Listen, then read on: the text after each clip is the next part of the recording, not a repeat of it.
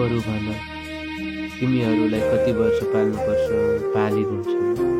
तिम्रा आसेपासेहरूलाई भागभन्दा चाहिन्छ होला, कलो फालिदिन्छन्। थाहा छ तिमीहरूको चुलोमा आगो बल्दैन, झुट नबोले। थाहा छ तिम्रो स्वास्नीको पेटीकोट फेर्ने उपाय छैन, कि कसो हो पाटीका झोले। बिन्ती, यी सोझा साझा नेपालीहरूलाई बारम्बार झुक्क्याउने काम नगर। सुनेको छु फेरि गाउँ पसेका छौरे, बाटो पुल रेल र पानी जहाज आफूले बनाएको ढाडस कसेका छौरे। किन मूर्ख बनाउँछौ नेपालीलाई एउटा पुल बन्न र एउटा मोटर बाटो खन्न 50-60 वर्ष लाग्छ। म कसरी विश्वास गरौँ तिम्रो पार्टीले यतिका वर्ष नगरेको काम फेरि गर्छ।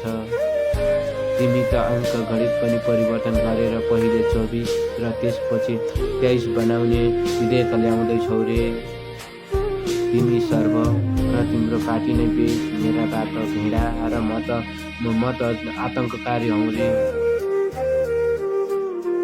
तिमी ढुक्क हौ, तिमी नमरुन्जेलसम्म पालिदिन्छौ।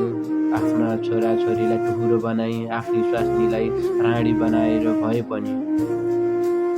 तिमी ढुक्क हौ, तिम्रा झोलेहरूको स्वास्नीको पेट फेरिदिन्छौ, चुलोमा आगो बालिदिन्छौ। तर बिन्ती, यी सोझा साझा नेपालीहरूलाई गलत ज्ञान र गलत शिक्षाको शिकार नबनाइदेऊ। तर बिन्ती, यी सोझा साझा नेपालीहरूलाई गलत शिक्षा र ज्ञानको शिकार नबनाइदेऊ।